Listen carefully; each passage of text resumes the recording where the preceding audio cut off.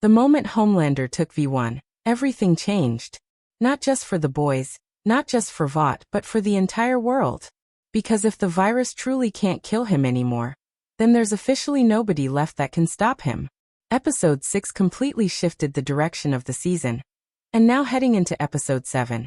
It genuinely feels like we're about to witness the beginning of Homelander's true reign. The terrifying thing is that for the first time in the entire series, Homelander no longer has fear holding him back. Before, he was unstable because deep down he feared death, rejection, and losing control. But now, with V1 inside his system, that fear may be completely gone. And when you give somebody like Homelander absolute confidence and absolute power at the same time, that's when the real nightmare begins. With the trailer showing chaos unfolding, the Seven falling apart, and the boys looking completely cornered, I think Episode 7 is going to be one of the darkest episodes that we've ever seen in the series. So let's get into it. Here is The Boys Season 5 Episode 7 Theories Explained. The biggest thing that stood out to me at the end of Episode 6 wasn't just Homelander taking V1. It was the look on his face afterwards. For the first time in a very long time, he looked calm. And that is what makes him even more dangerous. Homelander has always been terrifying when he's emotional, angry, or insecure because those emotions made him unpredictable. But now, it feels like he's finally become certain of who he is. He genuinely believes that he's untouchable. And honestly, after what just happened, he might actually be right. Throughout the entire series, Homelander has constantly needed validation from people around him. He needed the public to love him. He needed Stillwell. He needed Stormfront. He needed Ryan. He even needed Sister Sage despite pretending that he didn't. But now, I think we're going to see a completely different version of the character emerge because once somebody believes they're immortal, they stop caring about consequences. That's why I think Episode 7 is going to begin with Homelander acting more openly aggressive than ever before. No more pretending to be a hero. No more carefully crafted speeches. No more trying to hide behind Vought propaganda. I think he's simply going to start taking what he wants. The trailer shots inside the Oval Office really caught my attention because it looks like Homelander is positioning himself above the government entirely. And honestly, this has been building for years. Ever since Season 1, Homelander has slowly been removing every single person that had authority over him. Stillwell is gone. Stan Edgar lost control. Singer has been weakened. Sister Sage walked away. Black Noir is dead. The Deep betrayed him. There's literally nobody left capable of guiding or controlling him anymore. And that's why I think the next episode could show Homelander establishing complete dominance over the country. Not as a superhero, but as a ruler. The scary thing is that people may actually allow it to happen because fear is one of the most powerful weapons in the world. If Homelander publicly demonstrates that nothing can hurt him anymore, then who's realistically going to stand against him? At the same time though, I do think there's one person Homelander may immediately begin to view as a threat, and that's Soldier Boy. Their relationship has always been unstable because even though Homelander desperately wanted approval from his father, there's also jealousy there. Soldier Boy represents the only person who has ever truly rivaled him physically. And after seeing Soldier Boy remove the V from Bombsight's system, I think Homelander might start questioning whether V1 actually makes him safe from that power. Because if Soldier Boy can still burn the V out of someone's body, then technically Homelander is not fully immortal at all. And Homelander hates uncertainty more than anything. That line from Soldier Boy saying, "You don't deserve to live forever," felt extremely important to me because you could see Homelander taking that personally. So, I genuinely think there's a possibility that Homelander tries to eliminate Soldier Boy before he can ever become a future problem. What makes this even more interesting is that Soldier Boy himself seems conflicted. One minute he supports Homelander, and the next minute he turns against him. His mindset changes constantly depending on how he feels in the moment. And that unpredictability is dangerous. Homelander likes control. He likes obedience. He likes knowing exactly where people stand.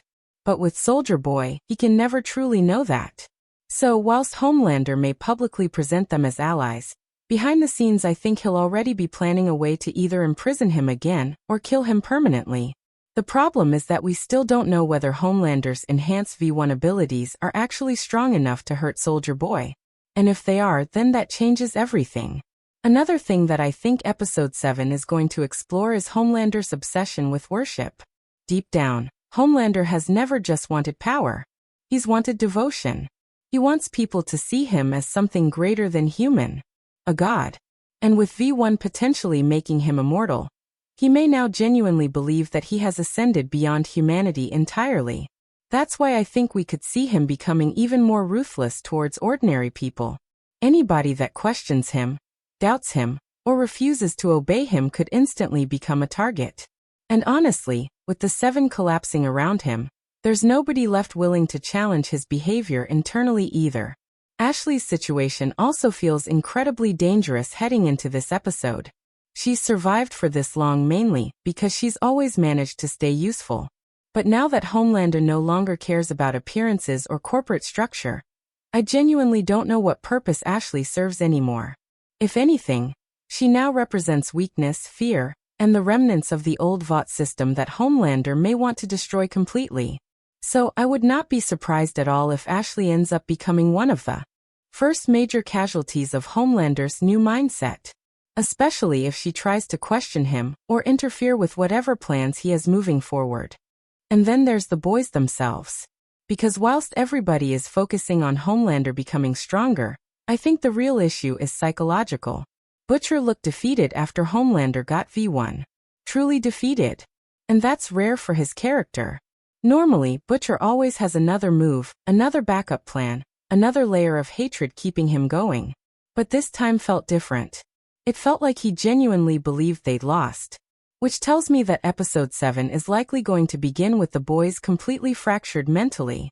They've spent years building towards killing Homelander, and now suddenly he may have become impossible to kill altogether.